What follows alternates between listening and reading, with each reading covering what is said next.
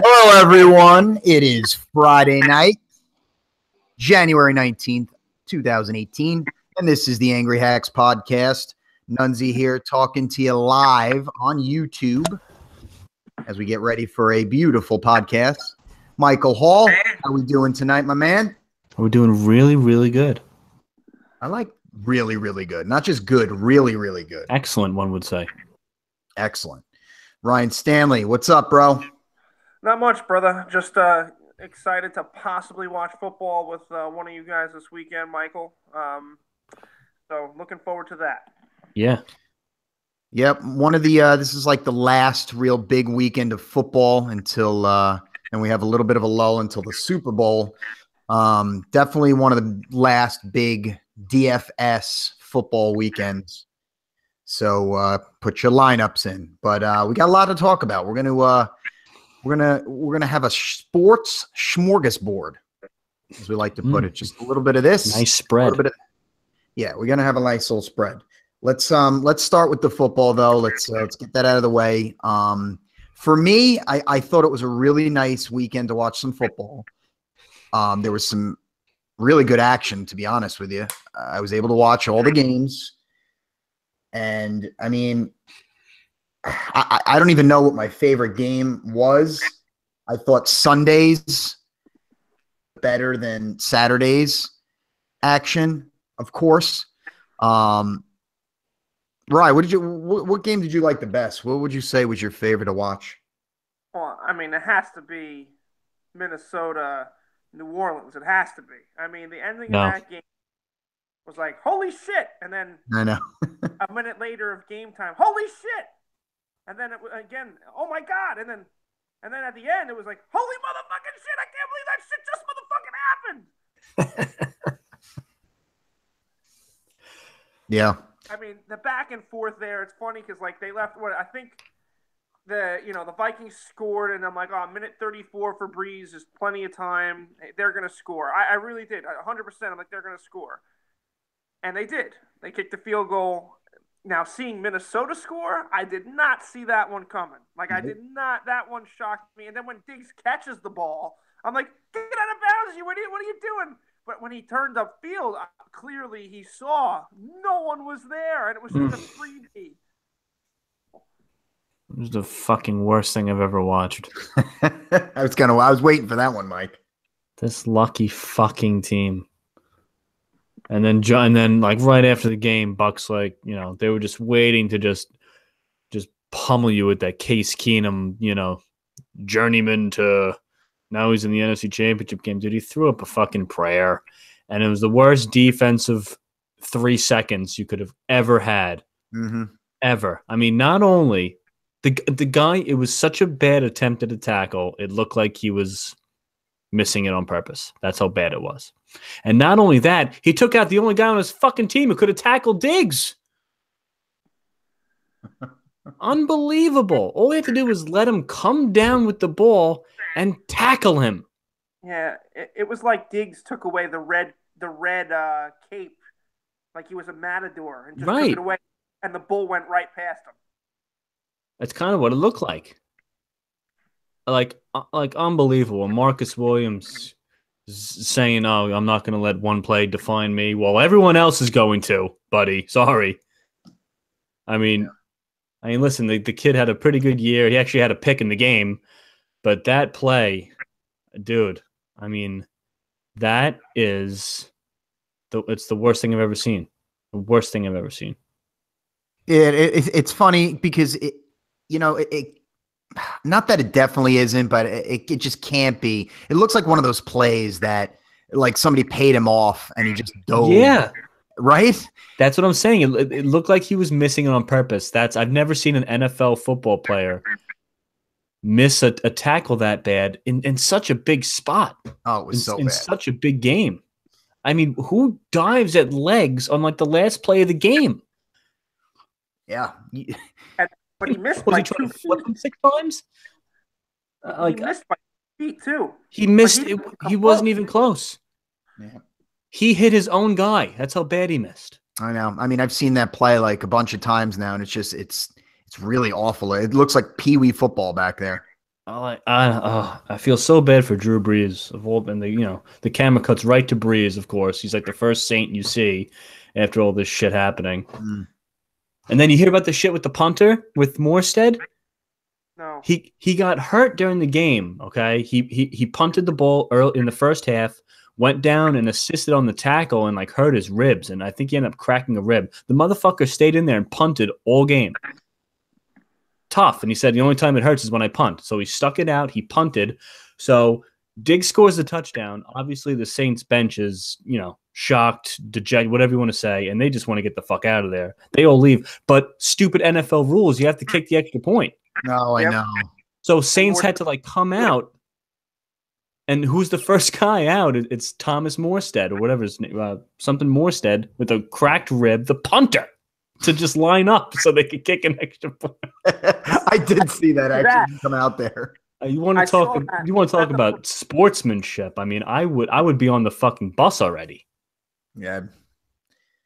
Hey, that's a rough way to lose, and I'll be honest with you. I mean, we've said it all the time. We know how douchey Joe Buck is. He really is. But I don't know. It was a really great call. It really was. Listen, Buck's calls are always spot on. They really are. Yeah, they are. I mean, the guy is great theater behind the microphone. It's just the personality that you just can't stand with the guy. Right. He makes a lot of douchey comments during games. And the hair plugs. And the hair plugs, the stretched head picture. That was the best. I mean, he's an easy target, but he gets you excited, even if it's not like your team. I mean, Ryan, think about the 2007 Super Bowl. It was Buck and Aikman. It was a Fox game. And just that throw from Eli, the sluggo route to Plaxico Burress, it was a great call. Yeah. I mean, no, I'm okay with Buck. And over the years, I've eased up on him a little because, like Mike says, he makes good calls. And picking on him about the plugs, I mean, he came out and said it. It was like it's like fair game, so I get it, But yeah, he's okay. He's okay. Yeah. I mean, he's got the good voice. He does. It's a screwball. Those commercials.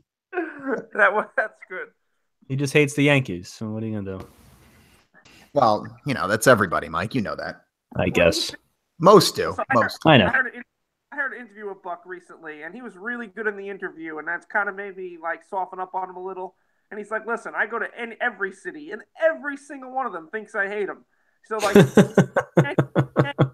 the Red Sox, and every Yankee fan thinks I'm rooting for the Red Sox, and every Red Sox fan thinks I'm rooting for the Yankees. So he's like, F you all, I'm not rooting for anybody, either team. Well, listen, I know Red Sox fans are, a pretty dumb breed, but come on, he gives you nothing pro Yankees at all. At all. Come on, remember the ALCS? Aaron Judge would make a diving catch over the wall, and Buck would be like, "Oh, fly ball to right, caught." And Jose Altuve makes a routine ground ball at second, and it's like he's from a spaceship from outer space. I mean, come on. But I digress. Enough about Buck. Enough. No, you're right. It was, it was just let's go back to the game. I mean, we don't really need to talk too much more about it. It was a really, really good game. Great ending, obviously. And it was kind of fun. Mike, I know you don't like the Vikings, but it was kind of fun to watch some of the footage of like, the fans at their home or at the bar or whatever, and just watching their reactions to the play. No, that stuff's always cool. It is. It is. And a lot of it's really funny too. It's just, especially, think about that. Like, try to imagine yourself as a Vikings fan. I mean, they really were dead, and the Saints. And Aikman mentioned on the broadcast, they were funneling back into the middle of the field. So they had two guys pretty much lined up on the sideline because that's the place Keenan wants to go, the near sideline. Yep. And they were there for that play. And, okay, Diggs goes up and catches it. No big deal. But you tackle him inbounds, the game's over. There's 4 seconds when he was coming down. Just absolutely wild. Yeah, really wild. Our old boy, Kevin Villaran, he lives in Minnesota now. So I'm like, how is it in Minnesota? I'm like, what did everyone go bonkers? He's like, dude, I went bonkers. I don't even like the Vikings. He's like, it was crazy. Contagious. Yeah. He's like, you can hear it. He's like, if I was outside, I bet you I hear a neighbor screaming. I think 100%. He's like, Oh yeah. Everyone went bananas. Yeah, I bet. that happens. I mean, like you said, Mike, it's contagious. You just get caught up in it if you're there. So Yeah. which is Not me. No, not you. Obviously, if you're a Packers. But listen, guys, the game I really did not see coming was that Jacksonville win over Pittsburgh. I didn't see it coming. I'll be honest with you. I did not see that coming. What I didn't see come, Mike, was Jacksonville putting up 45 points. That's the biggest thing. Well, yeah. And honestly, I didn't see Pittsburgh putting up 42 either. Yeah, that's true. Yeah. But yeah, it was just a really crazy game right from the start. You know what? The tone was set that first drive. It really was. Yeah. You know, Blake Bortles did what he wanted that first drive. Well, so did Fournette. Of course. I mean, MVP Blake Bortles, he always does what he wants. Right. Right. He does. And it was, it was set right there. The tone was set. They were up 21-0 in a blink of a friggin' eye. And it was just too big of a hole to dig themselves out of being a Steeler. I mean, they did come back a little bit, but you know what? The defense could not stop a nosebleed. No. And that's pretty pathetic after watching what Blake Bortles did last week against the Buffalo Bills. It was pretty much like night and day. Yeah. Listen, the Steelers, they literally in their comments, and you could see it on the field, were looking ahead of the Jaguars. Right. You had a couple guys, already looking ahead to New England. And let's be fair, the whole league was. I mean, we were just on a crash course for New England, Pittsburgh since Halloween. It feels like, but the game started, and the Steelers didn't. They were still in the locker room. Right. And the Jaguars. I mean, the game got really, really funky at the end. But the way Fournette ran the ball, and Bortles, he played really, really well. You got to give him credit. He played really, really well. Dude, you know who didn't play well? Well, a guy that didn't play but had a bad day was Mike Tomlin. That onside kick. Why? Why? There was no need for it. Yeah. Kick it deep and then stop them so you don't give him good field position. Yeah. Listen, I think that's probably a product of, a lot of tape study and seeing something. They must have really, really believed they could get it. They could have gotten it. Probably knew in his heart of hearts that, a very risky time to do it. Borderline insane time to do it. But yeah, he made the call, and it fucking bit him in the ass. Yeah, it really did, man. It really did. And like you said, you didn't see Pittsburgh scoring 42 points against the Jags D, which was, top 2 in the league this year. But, they did a lot of it coming back, so they had to throw the ball a lot. And Big Ben, I mean, he's got weapons, and he'll throw a lot. He'll throw 50 plus times if he needs to. Which I believe he did, right? I mean, I'm sure he did. He probably threw 60 times. Who the hell knows? Yeah, I didn't see his line, but I wouldn't be surprised. I mean, he almost threw for 500 yards anyway. Yeah, 460 or something. Yeah, 469. Ridiculous. Could you imagine like telling me or telling you guys that he was going to throw 5 touchdown passes and 460 something yards and they'd lose the football game? No, I would definitely say absolutely fucking not. Yep. Well, I mean, it was another entertaining game to watch, though. I will say, that Sunday, Sunday was a really fun day to watch some football. It really was. 2 games that went down to the wire, one really unexpected outcome. So, I mean, it was crazy. It really was. I mean, Saturday, I'll be honest with you, was sort of a snooze fest. The first game, Atlanta and Philly, I wanted Philly to lose so bad, obviously. Rye, I'm sure you too, obviously. But, I mean, it was such a freaking boring game. It really was. For me, it was so boring. I know it was close, but it doesn't matter. It was so boring. And I swear to God, that last drive that Atlanta had was so bad. The play calling was so bad. I thought McAdoo was out there, Rye. I really did. Thought he was like sneaking back there in the on the Atlanta bench. He had like an Atlanta coat on or something like that, and he's throwing plays into Sarkisian or something.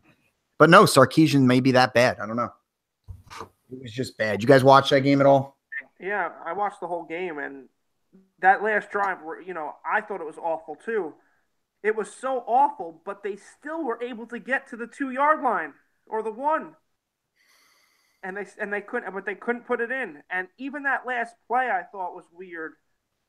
Like, a roll out to the sideline, and yeah, you have your boy Julio Jones out there. But I heard some crazy stat about Julio Jones in the red zone this year. How many catches in the red zone has he had this year? 1. Yep, 1. Wow. 18 targets, 1 catch in the red zone. Right, I saw that stat too. I thought that was unbelievable. I thought it was a joke. Yeah, I mean, it's crazy. So when he throws it to him too, like, I never looked at the replay. But in my mind, I was thinking, even if he caught it, did he step out of bounds at some point and then come back in? Well, he fell. Oh, right, but did he fall out of bounds? Did he touch? I don't know. I don't think he did. I think he was like close to the line, but he fell, got back up, and still had a chance to make a play. It's it was crazy. But he actually jumped. I think he jumped a little too early too. Right. The problem with that play for me, I mean, the rollout play, we've seen Eli make that play 1,000 times, and he does it actually very well. The problem with that play, that's the last play of the game. It's a 4th down play. You're cutting the field in half, first of all. So you're only able to work with that right side of the field. So you're cutting that in half. Also, the second option needs to be more of a decoy. If you watch the replay, that was Sanu. He did nothing to be a decoy in that play. Did you guys see that at all? Yeah. He's got to make a better effort to try to be a decoy, because obviously everybody knows the number 1 option was Julio Jones, which is fine. Julio slips, okay, whatever, but he still had a chance to make the play. But knowing that Sanu did nothing to help that play out made things a lot easier for the Philadelphia defense. Yeah. Well, yeah. Once you roll out, and Ryan must have seen that, but he really kept looking at Julio even after he fell. He's like, I'm throwing the ball to Julio, and it's like it's do or die. At that moment, he only had 1 option. That's it. And like you said, it takes away half the field, and it's like at that juncture of the game. Yes, if it's 3rd down, that's a great play call, whatever. But on 4th down, you can handcuff yourself there. And they kind of did it, left them with no options out there. So, I mean, I was just pissed off by the whole thing. I was like, when it happened, I was just like, fuck, and I turned off the TV. Yeah. Well, let's not forget, Julio probably should have caught that.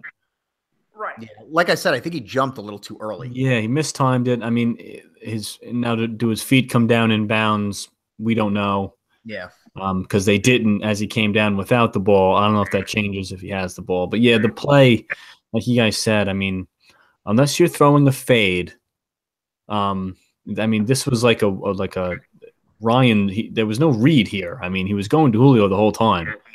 So there's got to be some kind of route combination or some kind of rub or pick that you do, especially if you roll the pocket out. Like you guys said, I mean, your window shrinks considerably when you do that. So I was really surprised in that kind of play design. They still almost pulled it off, so I guess I'll give them a B+ for execution, even though they didn't connect. But play design, questionable. Yeah, agreed. I mean, that sucks because you know what? Watching that game, both teams didn't look great. They really didn't. Both teams did not look good in that game. I guess maybe you can say the defenses played well. I don't know. I just thought it wasn't a well-played game all around. I mean, and obviously, Philly gets that little lucky play close to the end of the first half where, Foles chucks one downfield, should have been picked, went off the guy's knee, and then I think Aguilar or somebody, was it Aguilar that caught it or Torrey Smith, one of those guys, freaking catches it. They get in field goal range, and there you go, 3 points for Philly before the half. That just, I mean, really? Yeah. You want to talk about a mistimed jump? I think that was Was that Deion Jones, the linebacker? Yeah, I think it was. Or was it the safety Neal? I forget who it was. I think it might have been the safety, to be honest with you. Yeah, well, where he was on the field would make sense. He jumped so high, so soon that, what the hell of a jump! His knee was like at another guy's eye level, and the ball goes right off his kneecap. Unbelievable, man! Terrible. Yeah, right to an Eagle receiver, of course. Yeah, and you know what? That play actually looms large because that's a huge play. You don't get that play. It's 12-10 at the end, and Atlanta, who actually did drive down, gets a field goal and probably wins the game. Yeah. It's crazy. Oh, God. Imagine being an Atlanta fan. Jeez, thinking that. That's just awful. You can't get any worse than being a Saints fan right now, but. Yeah, they win. But, yeah, Falcons fans are up there. Losing in the playoffs is bad enough, but a game that you could have won. Could have won, even playing, subpar, basically. Right. Subpar football. And the night game the night game on Saturday, I can talk. New England, Tennessee. I just thought Tennessee had no shot. People got crazy on social media in the beginning when Tennessee goes up 7-0. I wanted to be like, guys, all right, calm down. You got a lot of football left. That was something that we call in the porn industry premature ejaculation. Blowing your load. We call. Are you in the porn industry, right? Oh no, I don't know. I don't know. It sounded good. What do you mean you don't know? Job. I don't know. Now I'm questioning things. All right, people, let's make some fucky. I don't know where I've been. Right, and then New England just decides to do a New England thing and just absolutely demolish them. Basically, Tom Brady did what he wanted. Deion Lewis had a great game. Fantasy purpose was really annoying because the Patriots do what they always do, and James White comes out of nowhere and gets the 2 touchdowns, and then Brandon Bolden runs one in. Very annoying team to have on your fantasy teams. Bolden. I know. Brandon Bolden. Like, seriously. But, not much to talk about, guys. It was all New England that game. Tennessee really had no shot. Let's be honest. I agree. But, there's something else. There's something this week that really popped in my mind in the baseball world. Is it okay if we move over that way? Please do. So I read that the New York Mets, after Andrew McCutchen was traded to the San Francisco Giants, it comes out that we easily could have had him and his 1-year deal. That's it. For none other than Brandon Nimmo. And we balked at this. And this is one of those things that as a Met fan, we talked about Falcons fans and Saints fans. You know what? Fuck them. Met fans and Jets fans and these New York, I feel bad for Jets fans because I feel their pain. The Mets piss me off so much because they go out there and they sign Jay Bruce. Last pod, I think it happened during our podcast. I'm super excited about it. It's a pretty reasonable deal. And it's like, okay, maybe we'll do something. And then the talk is, we're close to getting Jason Kipnis, or we almost had him, but we backed out of the deal. And now we could have had McCutchen for Brandon Nimmo. This is an MVP. This is a guy that's a great clubhouse guy, and Andrew McCutchen. He had a bad year 2 years ago, but he had a bounce back year this past year. He's a solid all-star type player that really could have done some damage in this lineup. And if you look at it, if you have Rosario at the top and you get Conforto back in May, you have Rosario, Conforto, Cespedes, Bruce, and McCutchen 1 through 5. And that's righty-lefty, too, the whole way. And then you have Cabrera as a switch hitter after that. And then if you bring back Reyes on the cheap, that's another switch hitter. You have this lineup of possibilities here. But no, we're in love with a backup 4th, 5th outfielder in Brandon freaking Nimmo because it was Sandy Alderson's first-round pick as a GM of the freaking New York Mets, and it pisses me off. Right. I want to interject because I read a little bit about it. I don't think it was a straight up deal. First of all, I don't Right, think. but you're probably right. But the prospects they got from the Giants were middle of the road prospects anyway. So okay, maybe it's one other middle of the road prospect. And also I think if they pull the trigger, because this actually was talked about before they got Jay Bruce. So I think if they get McCutchen, I don't think they go after Bruce. So I don't think you get Jay Bruce and McCutchen. Well, that's typical Mets because what would happen here if you get McCutchen, it would actually work because clearly they don't like Dominic Smith. Clearly. I don't understand that whole dynamic. Right, but if they don't and you get McCutchen, you can put Jay Bruce at first base. And he's not the greatest first baseman, but it would work. No, you're right. You're right. I don't know.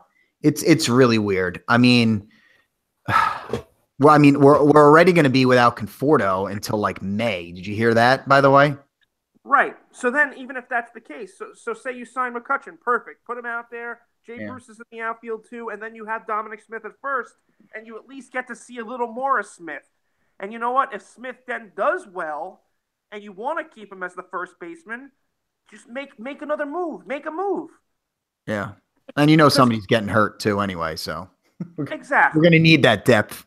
Well, Ray Ramirez is gone, so yeah. I don't think anyone's going to get hurt now. Well, he was the Giants guy this year, so I mean, you saw that. Clearly. No, I think he was the whole NFL. So. Yeah, right. And it's funny because, I see, we signed Smorgasbord to that 2 years, $14 million, and I'm okay with the signing. I don't because these guys are like, you can get these guys and they could be great. He was good last year, but he wasn't good 2 years ago.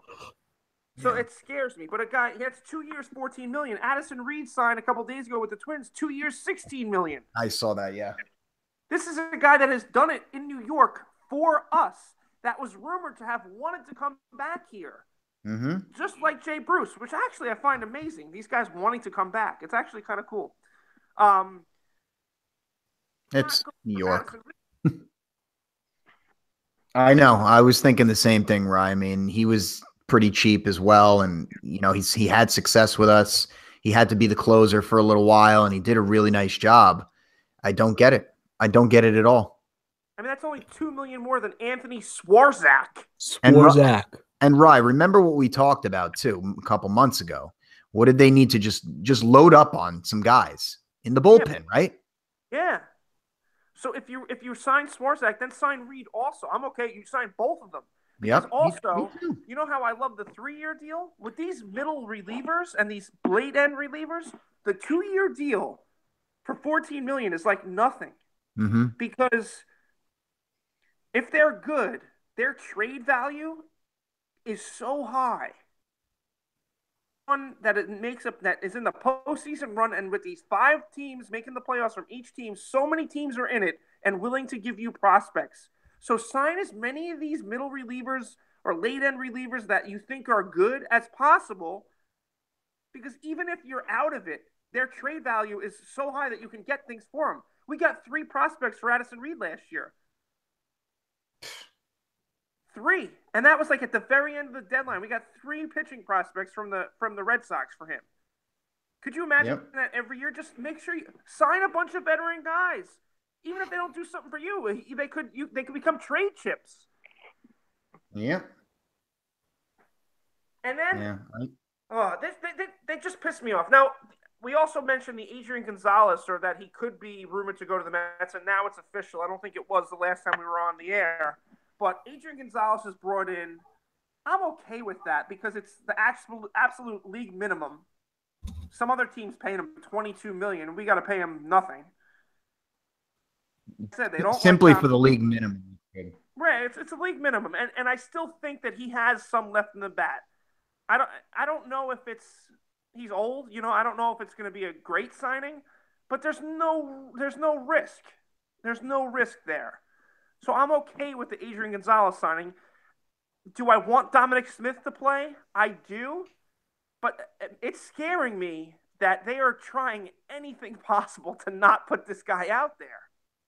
That's crazy.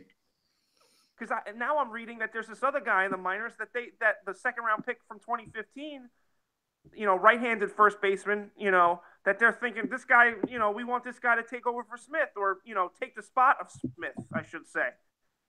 It's just weird. Well, they clearly don't know what they're doing. So they're just, I don't know. I mean, the Adrian Gonzalez thing, like you said, it's fine because it's, for the league minimum year. If he gives us something, hey, yippee, thumbs up.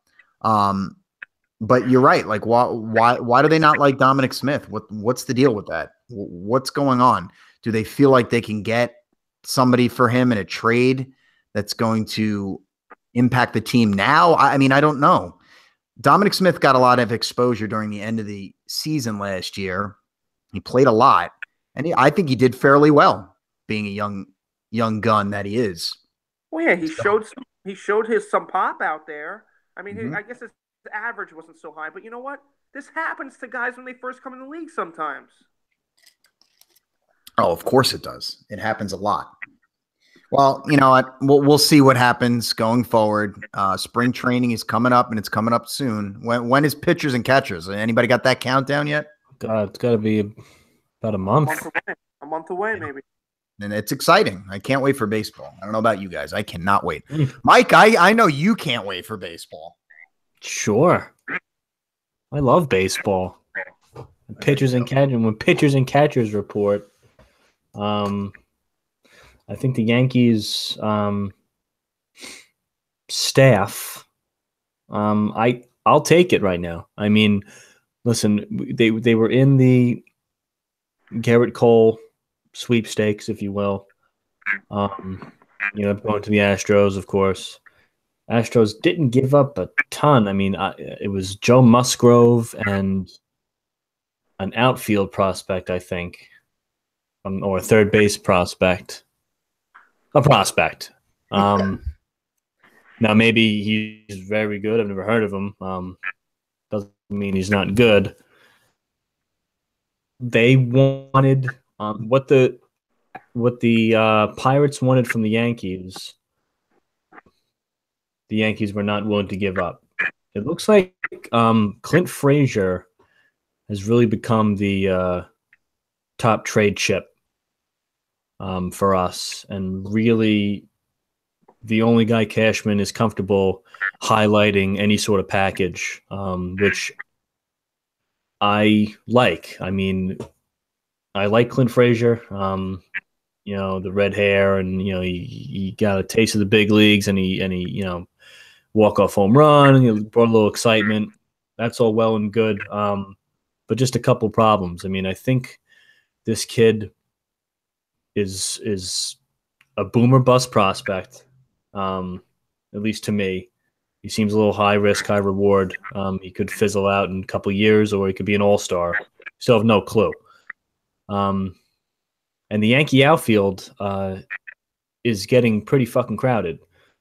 So does it make him expendable? Yeah, I think it does. But still a high enough prospect to warrant something in a trade. Now, the Pirates, they wanted Frazier and another one of these top guys.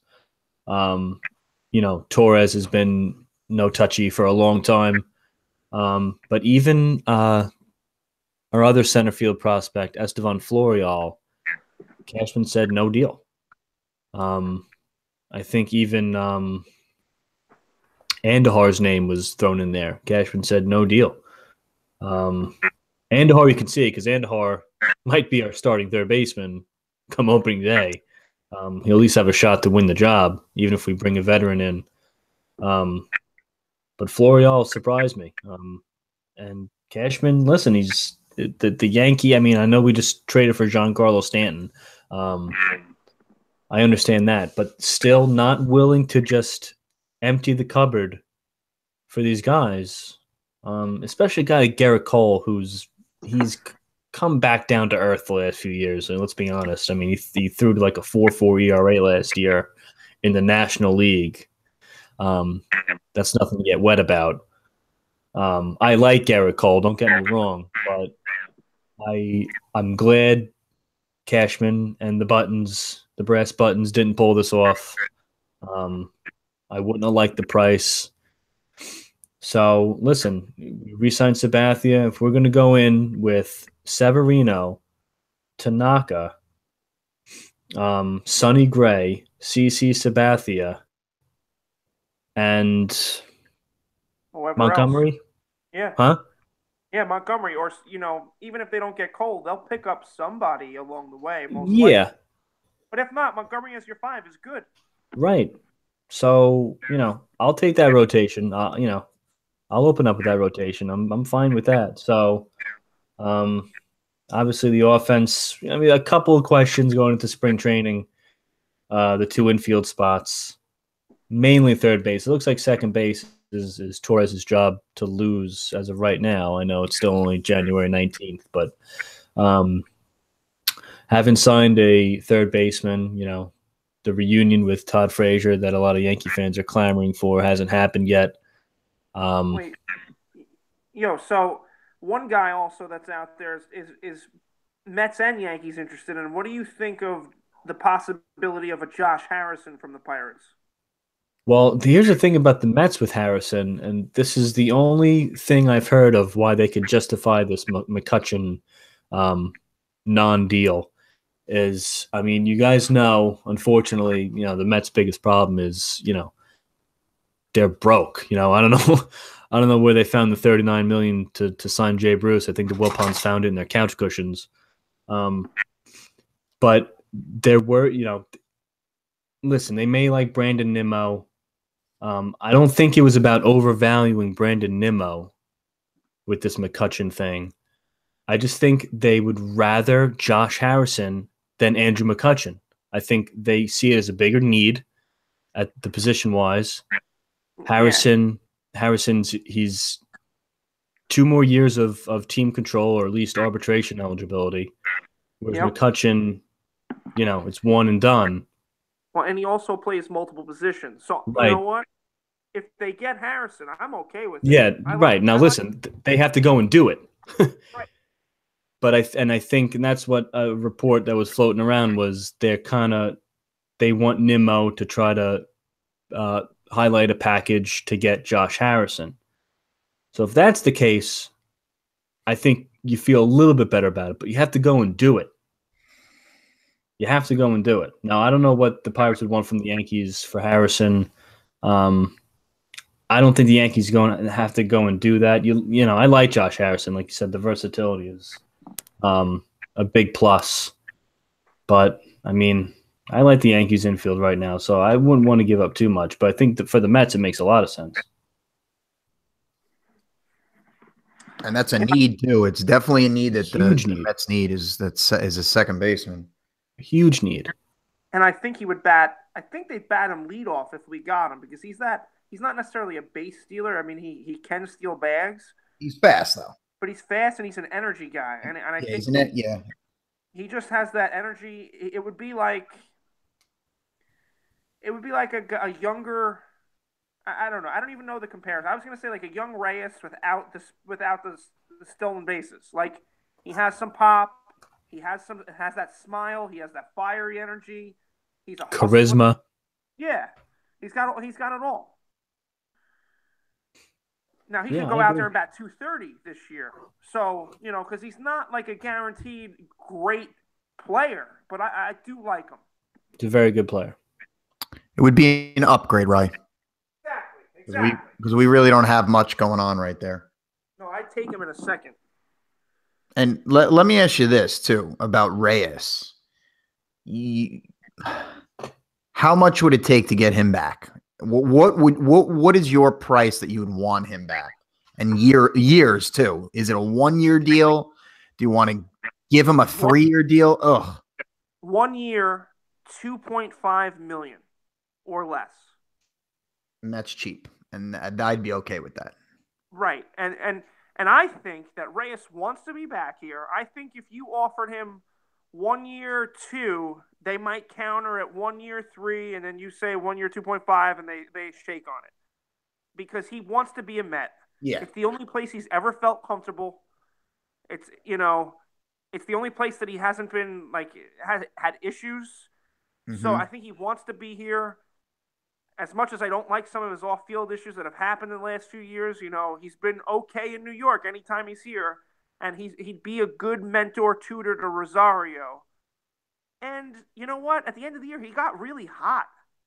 So if you get a Reyes that's hitting you 270 and above and still stealing you 25 bags and can play second, short, third for cheap, you take him. You sign him. Because why not? I agree. Looking at it from the baseball perspective, it's a guy that can also bat leadoff. He can bat eighth. You don't owe him anything. He doesn't have to bat leadoff, but he could. Yeah, exactly. Yeah, no, I'm good with that. I'm good with that. But speaking of a guy, one year, as I said, 2.5. Now, he's probably going to be able to demand a lot more than that because I just saw what Curtis Granderson got, and I love Grandy, and I'm happy for him. Because, take what you can get while you can get it, right? He got a 1-year deal for $5 million from Toronto.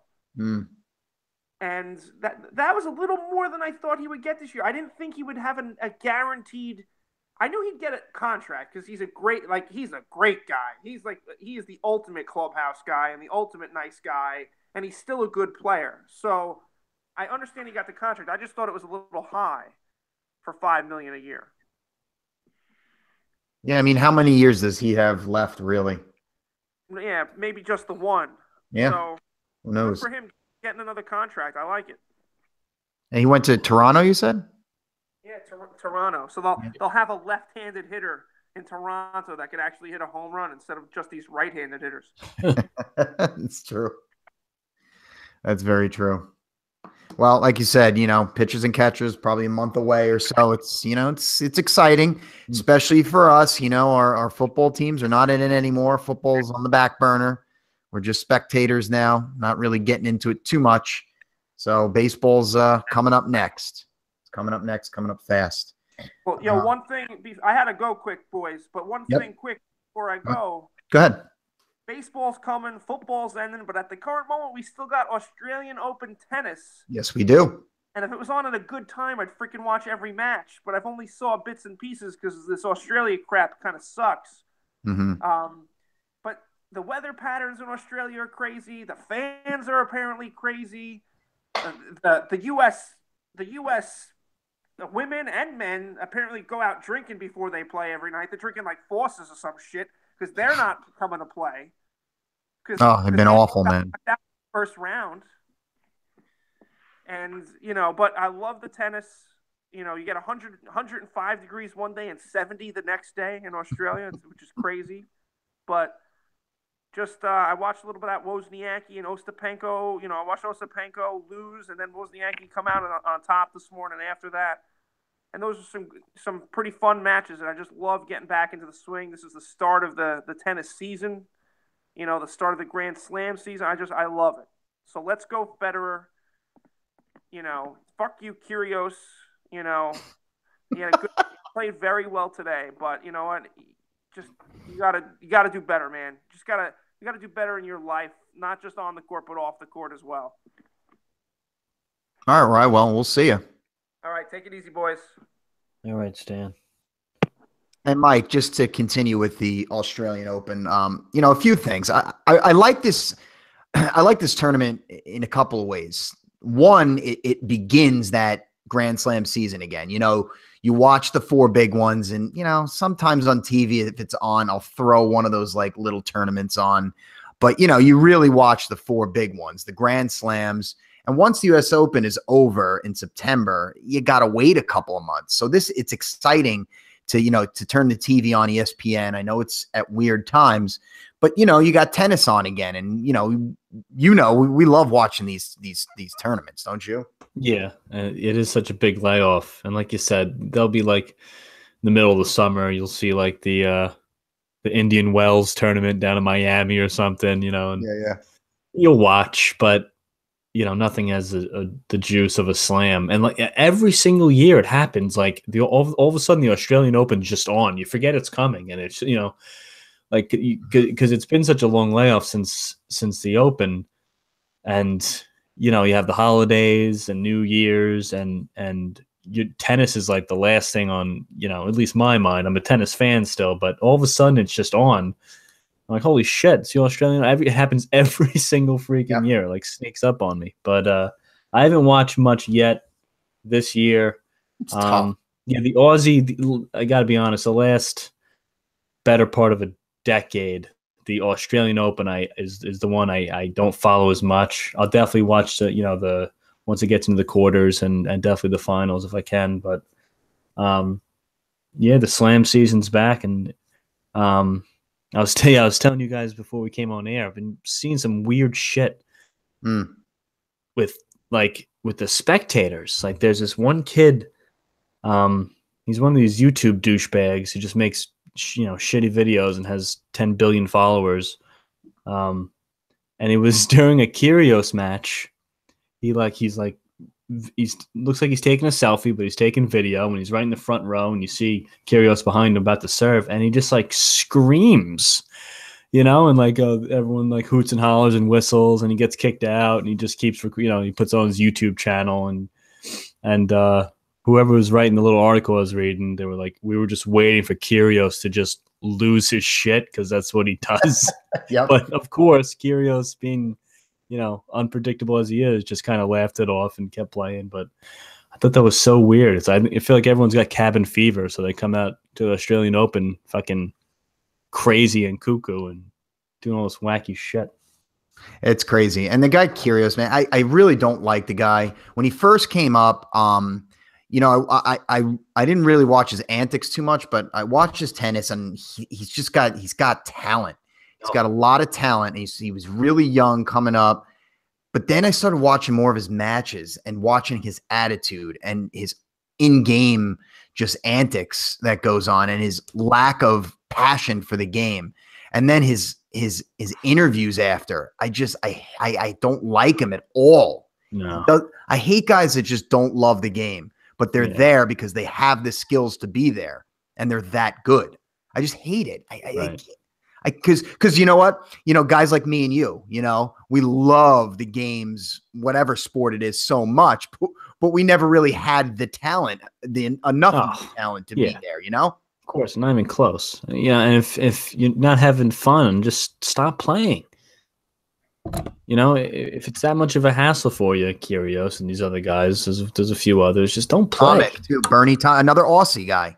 Yeah, these Australian transplants with Croatian parents and Kyrgios, Greek or whatever. I don't know. Australia is like a melting pot of crap. Different nationalities and stuff. Yeah, Tomic he's another one. But like Kyrgios, someone asked Brad Gilbert who in the top half of the draw can stop Nick Kyrgios, and he said himself. Yeah, I saw the tweet.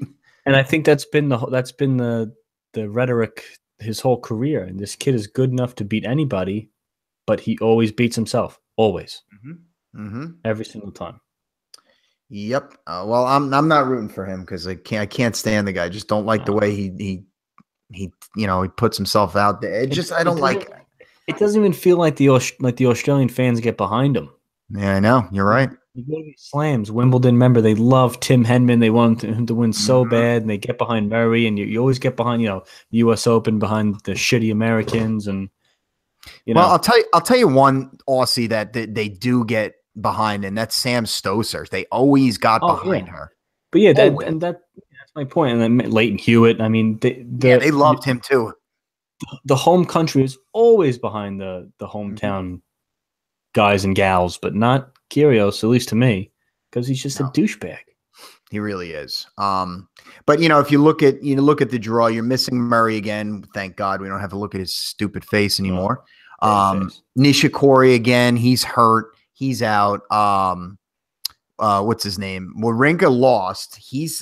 Like Stanley said, they think like he came back a little too early.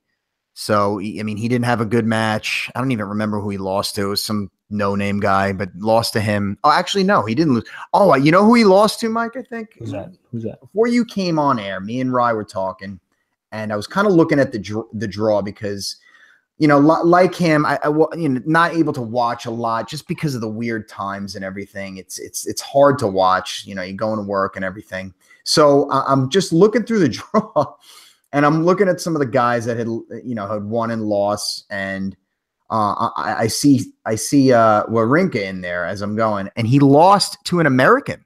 Okay. Oh. And the American is none other than Tennis Sandgren. Tennis Sandgren. Yeah, see that Tennis Sandgren demolished him. Like it wasn't even close. 6'1", 6'4". So Wawrinka, he's probably still hurt. I can't see him losing that bad to tennis. You can't lose to the sport. You cannot lose to the sport. Like imagine like the Rangers draft center next year named like Hockey Johnson.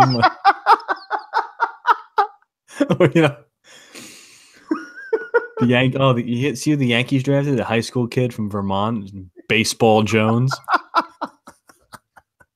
It's just great. The guy was born to play tennis. Oh, like Tiger has a son, named him Golf Woods. It's just so weird. Swimming Phelps. Oh, we can go on and on. Oh, Jesus Christ. But yeah, so, guys like that. But you know what? Obviously, I'm gonna sit here and I'm going to say all these Americans who lost, I'm rooting for Roger Federer. I love the guy. Yeah. Yep, you do. I'll root for Fed too, at his age to because, honestly, he gets down to the finals against these your Murrays who is not in this one, or Djokovic's, and Federer has been the underdog. Mm-hmm. And rightfully so. He's gotten older and he's lost half a step, we'll say. So him as an underdog makes it so much more fun to root for him. And exactly. I probably always will, as long as he keeps playing. And it's funny, and I do, and we've talked about this before. Novak Djokovic, when he first came in, we couldn't stand the guy. Oh, he was a douchebag too. He was a big douchebag. He would yell at his camp every freaking point. He would bounce the ball 37 times before he threw up a serve. We couldn't stand it. But then I don't know. I started to like him because he was hated by the fans, and then he would do some funny shit when he had like an awesome return or something like that. It would just do funny stuff. So he kind of came around, and then he stopped the bullshit, started playing tennis, and showed what he can do. And he's one of the greatest, to be honest with you. Yeah, he made he made like a 180 with a lot of people. But he still does that. Bouncing shit. He does. It's not 37 now; it's like 20. And the bigger the point, the more he bounces it. Yeah. Like if it's deuce, so 3-3 in the fifth, he'll bounce it for like 30 seconds. Yeah. Yeah. I don't know what it is. It's a concentration thing, or we went from absolutely hating that guy to I love Djokovic now. So do I. I like him a lot, and he didn't play in the U.S. Open. He was hurt. So he's coming back. He's actually a 14 seed. We haven't seen that from him in a while. Wow. But he's playing good tennis right now. So, I mean, he's playing he's got, I think he plays tonight against Ramos Vinolas. So, who's actually seeded. He's a 21 seed. And then Federer plays tonight too. He's got Gasquet, which over the years he's had Gasquet's number. Like he's demolished Richard Gasquet. Rick Gasquet. Ricky Gasket. Ricky Gasket. So like you said, it's one of those tournaments that creeps up on you, but it's exciting. Like to watch a different sport here and there, and tennis is fun, especially the slams. They're fun to watch. You see some freaking unbelievable matches. Love the men's draws because it's just those 5-setters are fun, especially when you get like a Federer and Nadal championship match. It's just awesome, dude. I love it. I love it. But you're right, creeps up on you, and you don't get to watch much because of the weird times. It's in Australia. They play really early here, and they play really late. Like right now, it's 9:10 on the East Coast, so they're probably showing it right now on ESPN. They're probably just starting it up, just getting into coverage. Yeah, it'll go all night. So let's leave off the podcast with a little hockey with our Rangers, who have been kind of skittering a little bit. They just won against Buffalo. they're getting kind of decimated with some key players. So Shattenkirk, he tear his meniscus? Yeah. So he's going to be out for quite some time, huh? Yeah, you'd think. I mean, I think he's having surgery on it. So you're probably looking at about a month, if I had to guess, maybe 6 weeks. Stahl missed last game and some kind of hip. That sounds like a multi-game thing. Hayes missed a few. He got back to practice. So I think he'll be ready to go this weekend, hoping. Kreider, obviously, we talked about him with the blood clot. We just, you just hope the kid's okay. Yeah, exactly. They had to take a piece of his rib. I mean, yeah. You start talking about blood clots and bad concussions. You just you forget about hockey in the sport. You just hope the kid's all right. But yeah, I mean, Shattenkirk, I mean, he's been disappointing, to say the least. I mean, came out of the gates really, really well this year, and you saw exactly why we got him right away. I mean, the guy turned the power play into a machine, and he was a big part of it. He drove it. But honestly, I mean, just reading a couple stats that kind of are very alarming. Only Mark Stahl on our team averages less 5-on-5 points per 60 minutes than Shattenkirk. Since November 11th, okay, Shattenkirk has 2 5-on-5 assists. That's awful. The defensive lapses are there. They're amplified when he's not doing his thing on the offensive end. He's a -14 plus minus. Ugh. I mean, the next worst Ranger defenseman is a +2. So listen, I didn't want him to get hurt. It's a big hole because he is a dynamic player. But maybe a little time off kind of help him. I know, listen, this is a kid who grew up a huge Ranger fan. Everyone knew he was coming here. Signs here. So, the expectations, hometown, this, that, and the other thing. He had to have been feeling the pressure, pressing. You can see it in his game. And you can get lost when you start doing that. So maybe in a way it turns out to be a blessing in disguise. The time away from the rink might help, but this is going to be a significant amount of time. So anyway, slice it. I mean, it's not good to lose, a top defenseman for a big chunk of time. Exactly. I mean, McDonough was in and out of the lineup the past couple games too. Yeah, he's always hurt. He's always hurt, but that's just, the player he is, the way he plays. He's just his life. Plays 110% every game. Yeah. Well, you grew up with Dan Girardi, right? Yeah, exactly. It's the way you do it. Exactly. You see Girardi get hit in the face a couple weeks ago? No, I missed that one. Oh my God! Well, he's with Tampa now. He goes down to block a shot, okay, and just takes a slap shot directly to the chiclets, dude. Oh, I mean, not the teeth. I don't think he lost any teeth, but right to the face, cheek area, whatever. And dude, it was scary as shit. The guy, I forget who they were playing, but the guy who took the slap shot, he's almost to the point where he has to see a sports psychologist to be able to take slap shots again. You know what I mean? He felt that because it was scary looking. Girardi, dude, he just gets up and skates off the ice. Of course he does. He's an absolute He's doing it his whole career. Still, that was scary though. Of course, just imagine an ice cold, frozen, 100 plus hockey puck to the face. I just can't. I can't. Frozen rubber. I forget who shot it, but dude, it was a rocket. But that we skidded big time to the point where Vigneault was on the not hot seat but boiling seat again. Yeah. And every time we do that, remember it happened early in the year, and then we played Vegas and came out of the gates down 2-0 in that game, and in game, like ready to fire him kind of attitude. Remember they said if the Rangers don't win this game, this could be it. Remember that? Yeah. And then they went on a winning streak. And it kind of happened again. And then they go and beat the shit out of Philly. Yep. It's like they drive him to the edge of the cliff, and then just bring them back, And then the game last night, I watched most of it. They did not. They were far from their best game. Just lucky it was against a bad team who we let hang around. Yeah. And I honestly were fortunate to beat in the end. But it's been the good, the bad, and the ugly with this team. Yeah, we see it. We see it every year too. Listen, some of the good. I got to point out a couple things. Go ahead.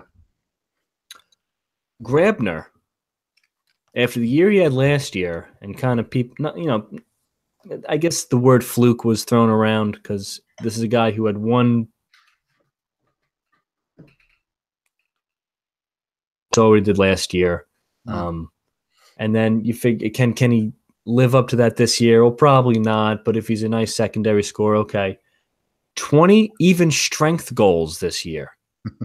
20 even strength. Now, he gets a few empty netters, but that's second in the league. He's tied with Ovechkin, and they're only second behind Kucherov, who's got like 4 more, who's an absolute, maniac in Tampa.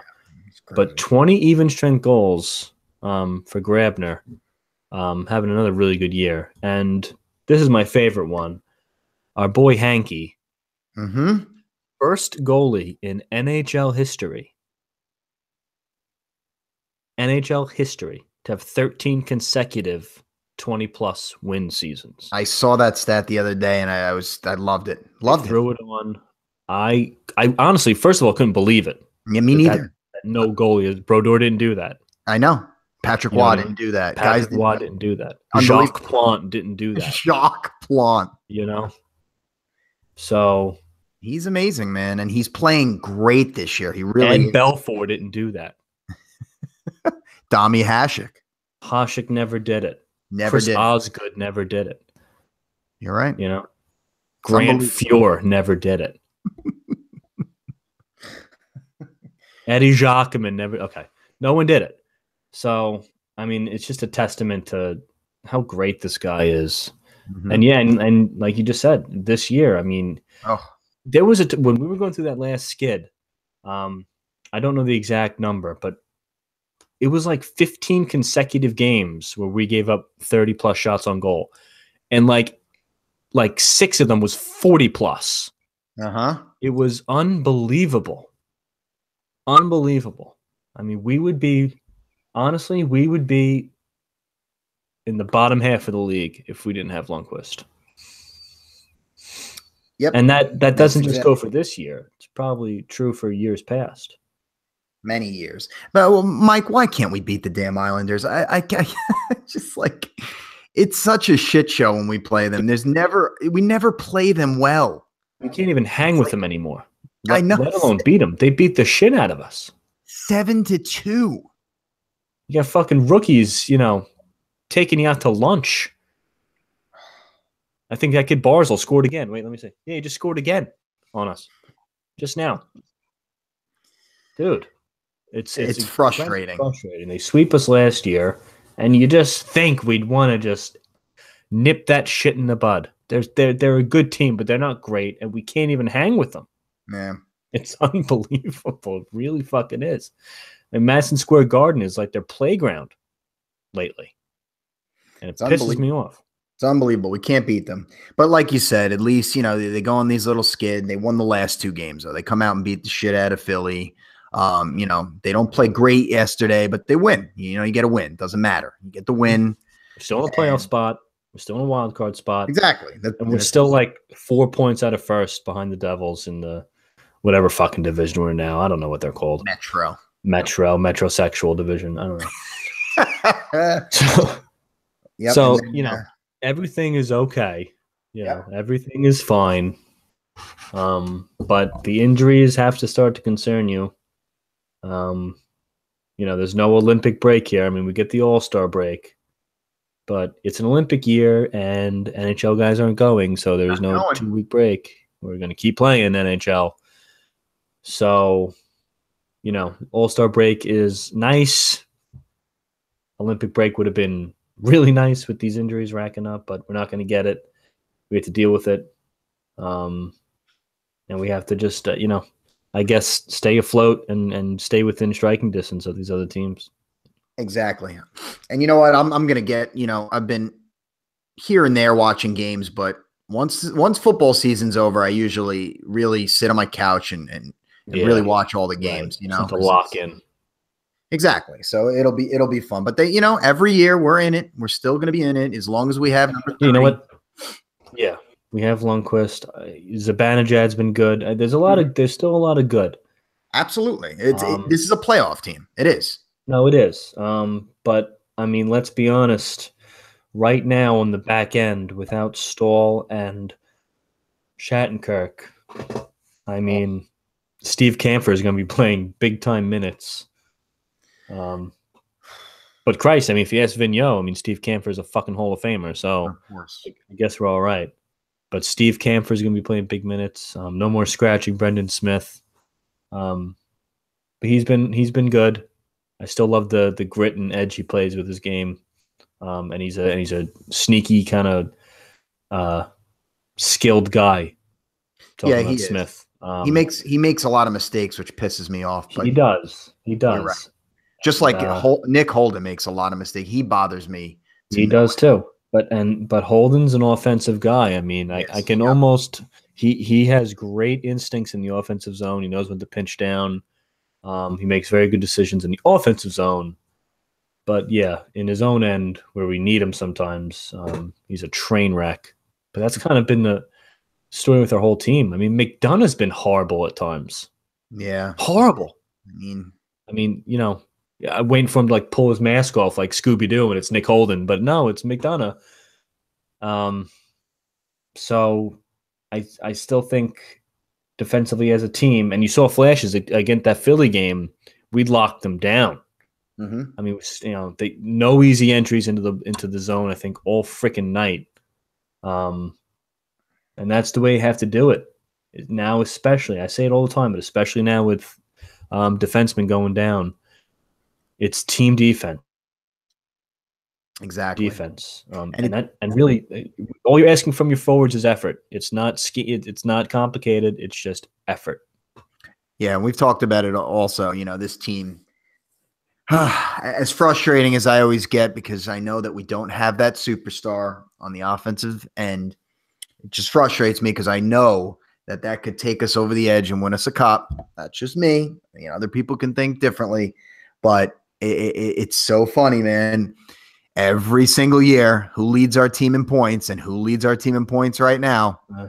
Matty Zook. Matty Zook. It's just what's he on pace for? Another 60? Just put him down for 60. Exactly. He's got 32 right now. Just put him down for 60. Put him down for 60. I'm looking at this because our next game's against Colorado, who's been playing well. They won 5 or 6 in a row or something like that. And their leading scorer is Nathan McKinnon, who's having a really good season. And he's a really good player. He's turning into a superstar, to be honest with you. And the guy has 57 points. Wow. That's got to be near the league lead. It probably is. And, I mean, he leads the team in goals and assists. So 57. We're at 40-something games. Yep. He's got 22 goals and 35 assists. Holy, he's got to be near 100 pace. Yeah, he's one of the tops in the league. So I didn't know he was having that good of a year. Oh, he's killing it, man. I mean, you don't know because he's in Colorado, so it's. I guess, yeah, a little East Coast bias here. Exactly, but not bias, but no, I like to follow the whole league, and I still played my fantasy hockey. So what, I should have known that. I'm disappointed in myself. But the point is, it's funny. It's every year that little dude. Just he's always leading our team in points. He's solid. He's a solid player. Yeah. Oh yeah. He rarely doesn't show up. That's true. And he's awesome. He's awesome in a shootout. I love him. He's very entertaining. Yeah. Now last night I missed the trivia question during the Ranger game. It was who has the most shootout goals in Rangers history, and I guess Zuccarello. Curious. Yeah, it's right. I might have guessed him too.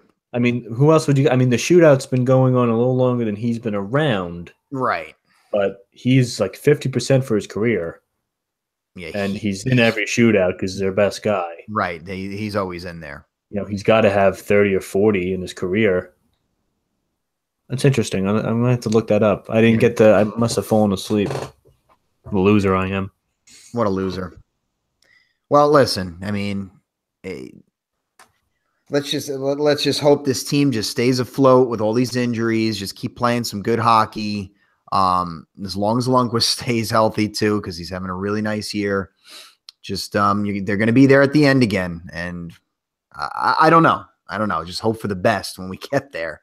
Yeah, because there's a lot of good teams out there again with superstars. I love throwing that out there, but superstars. We have one between the pipes. We do. I do. I'm talking listen, offensive. I know. And listen, I would like and just Christ, I'll take an 80-point guy, not even 100. Who was our last superstar, would you say, from the offensive side?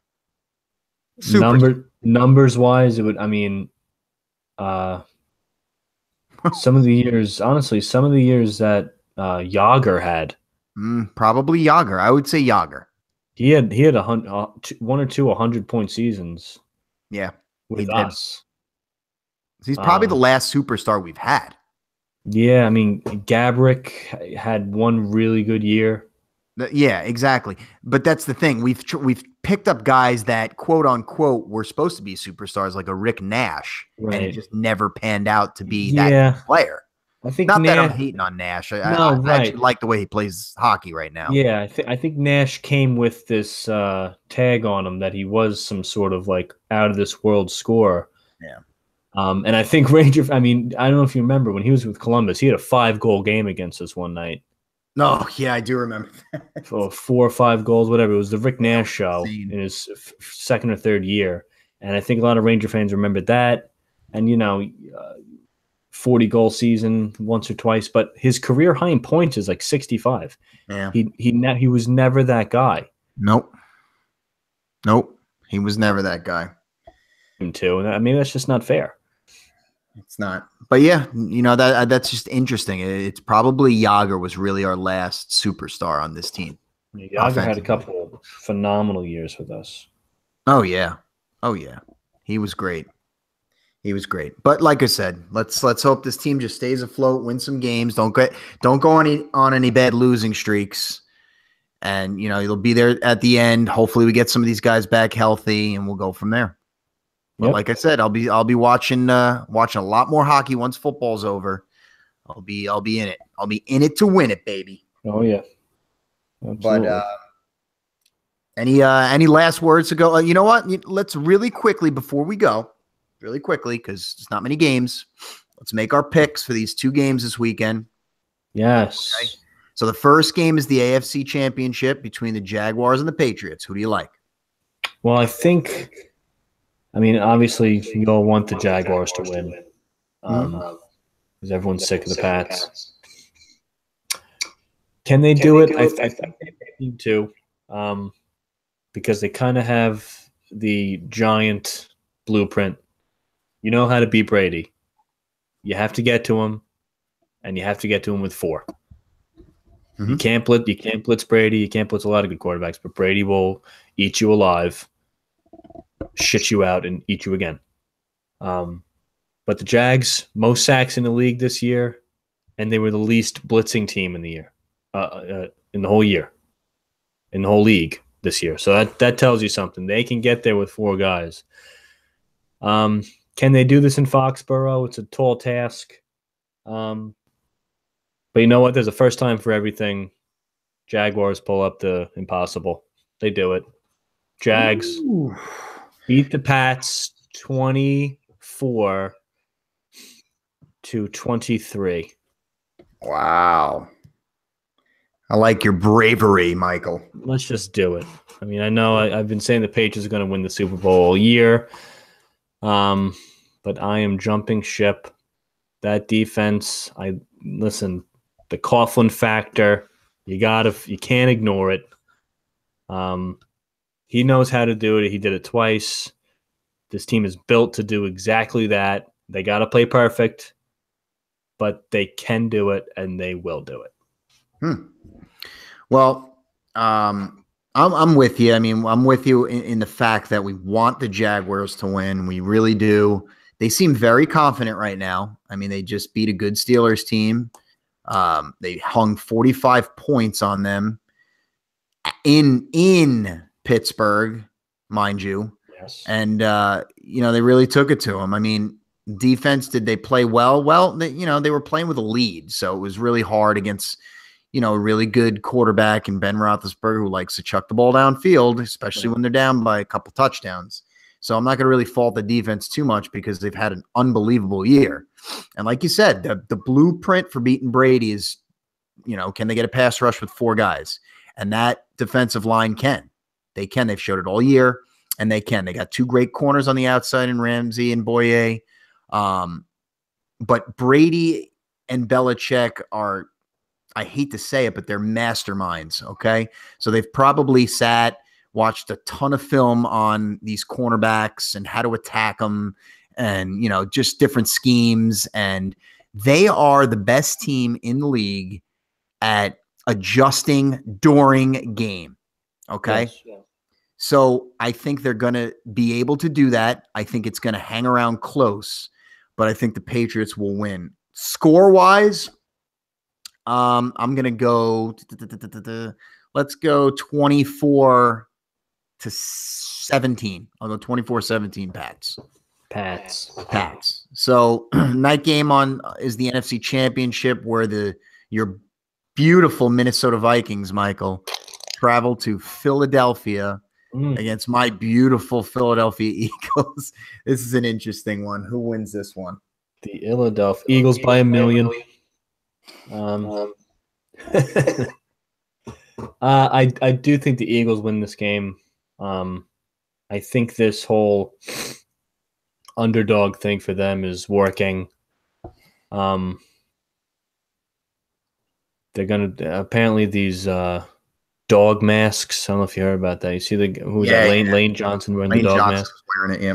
Apparently, every one of these Eagles fans are buying them up. Amazon sold out of them. They had to restock them, and they sold out again. You turn that game on, they're going to be like dogs in the stands, which may add a nice little wrinkle to the proceedings. But on the field, I think. Listen, a lot of people say, "Oh, the Vikings are kind of a team of destiny. Look what happened." I say they're not good enough to be here.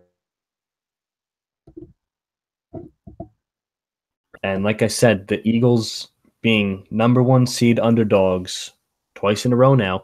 I mean, think about this. The number 1 seed, I know they don't have Carson Wentz, but I mean, time out. I mean, yes, it's a downgrade from Carson Wentz to Nick Foles. I understand that. But Carson Wentz, you like a lot about him, but he's not Tom Brady. You're not going from Tom Brady to Brian Hoyer. You're going from a second-year player to a guy who used to be hopefully a franchise quarterback. He was paid to be one. So this team was a number 1 seed for a lot more reasons than Carson Wentz. And they are home underdogs in the championship game to Case Keenum. I mean, let's wrap our heads around that. They are home dogs to Case Keenum. So I think that's crazy. And this is going to be a close game. Minnesota's defense is fucking insanely good. Nick Foles is going to have a hard time moving the ball. But the Eagles' defense is really good too. And I just think the Eagles have some mojo with this us against the world mentality. They're still a really good football team. They're going to have to find a way to run the ball. It's hard to do anything against Minnesota. It's hard to find anything to do. But the Saints put up a lot of good film for everyone to watch because the Saints did it. So I like the Eagles in a slugfest, 17-14, something like that. But I like the Eagles at home. I like the Eagles. Yeah, I mean, you unfortunately you have to root for the Eagles, and unfortunately I have to root for the Vikings. I mean, not that I have anything really against the Vikings. They don't really bother me one way or the other.